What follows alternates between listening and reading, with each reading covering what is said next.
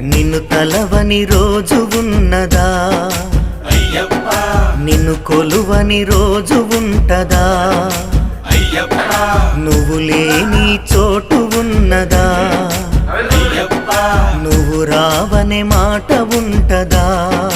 Ayyappa